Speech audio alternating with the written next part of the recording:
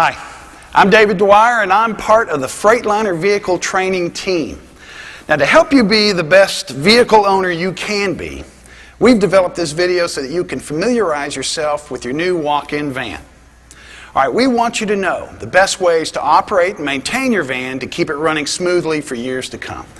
After watching this video, you'll be familiar with the most important aspects of this vehicle's engine, maintenance, transmission, filters, lubrication, instrument panel, and tire care. Okay, perhaps the best news for you is that it's not going to cost you a lot to own and maintain your new van. And that's because Freightliner uses only diesel engines made by Mercedes-Benz and Cummins. Now, these engines are designed and manufactured with heavy-duty components that require a lot less maintenance. Now, these are truck engines, not automotive engines, so they're going to last longer, be more durable, and reliable. Now, you can drive up to 15,000 miles or up to 6 months before changing the oil in both the Cummins and Mercedes-Benz engines. Now, on the Mercedes-Benz oil dipstick, there are 2 red marks. Now, the proper oil level is red between those 2 marks, and the mark on the Cummins is equally obvious. All right, with your new van, you don't have to ever worry about engine belt adjustments, as your vehicle comes with automatic belt tensioners.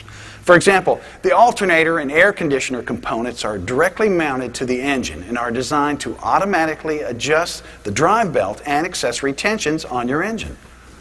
All of the maintenance check items are easily accessible. As you can see, the Freightliner walk-in van is wide open to let you go between the radiator and the wheel area right next to the engine for simple maintenance. And from the front of the vehicle, you can easily see all the important fluid levels for the transmission oil, brake fluid, and the coolant. There's no reaching back over the engine for daily maintenance checks. Now, your vehicle may be equipped with front axle oil seals. Now, if this is the case, your front axle hubcap will include a visibility window and an oil level marking. Now, ensure that the oil level does not exceed the correct level indicator on the visibility window. Overfilling the front axle hub could result in oil leaks and should be avoided. Now, if you have any questions about the engine, you can call the customer support numbers found in your manual. Now, let's take a look at the walk-in van's transmission.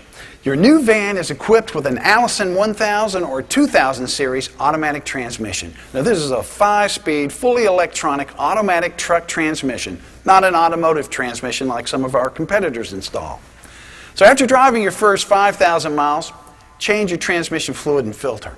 And after this initial change, replace the transmission filter and fluid every 50,000 miles or every 2 years. Now, these maintenance intervals can be increased to 100,000 miles with the complete use of Allison Transend synthetic transmission fluid and filter.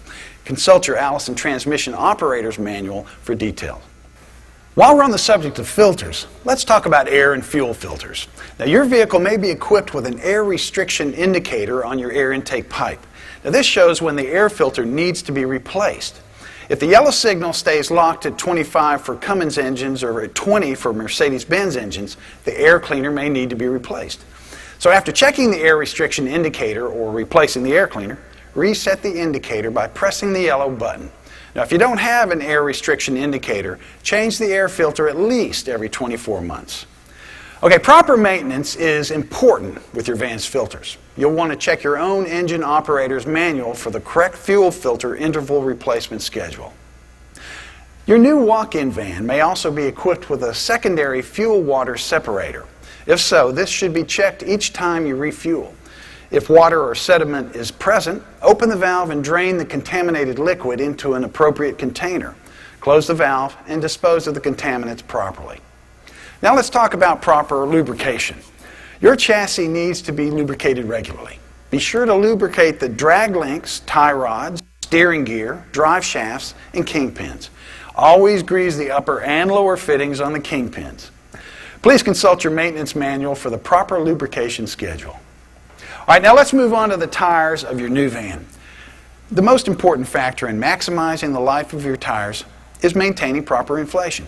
An underinflated tire will build up excessive heat that may go beyond the prescribed limits of endurance of the rubber and the radial cords. Overinflation will reduce the tire's footprint on the road, reducing the traction, braking capacity, and handling of your vehicle. An overinflated tire will also cause a harsh ride, uneven tire wear, and will be more susceptible to damage. The bottom line is always maintain the correct tire pressure. Now, if your van is equipped with single rear tires, you need to maintain a tire pressure of 100 psi and rotate the tires every 6,000 to 8,000 miles. With dual rear tires, maintain the tire pressure at the inflation pressure listed on the side wall of the tire. All right, now let's get in the van and take a look at the instrument panel. The walk-in van features a full instrument cluster with electronic fuel gauge, multiplex coolant temperature gauge, engine oil pressure gauge, and speedometer. Now, these gauges are individually mounted in the instrument panel assembly and can be replaced separately, which will ultimately save you money on service costs. The instrument cluster even includes a vehicle information display with a diagnostics feature. This display reports 20 individual system checks that can easily be read from the driver's seat without hooking up a computer. But you'll want to make sure you use this diagnostics feature only when you're parked. We'll give you more detailed information about the diagnostic feature in the instrument panel section of this DVD. Let's talk about brakes. Your vehicle is equipped with a manual lever-style parking brake on the left side of the driver's seat. The parking brake should always be used when the driver leaves the truck. If the parking brake is not applied when the ignition is off, a chime will sound to remind you. Once you apply the parking brake, the chime will stop. If the parking brake needs to be adjusted, please refer to the vehicle's operator's manual for complete details. The MT45 Allison transmission has an integral part pawl as standard equipment. Now, this ensures that the vehicle won't move after the shift lever is placed into the park position. Again, this has just been a quick overview so that you know how to best take care of your new walk-in van. You'll find all the details on the warranties and required servicing in the information packet provided with your new vehicle. Thank you for putting your trust in Freightliner, and as always, we wish you a safe and enjoyable drive.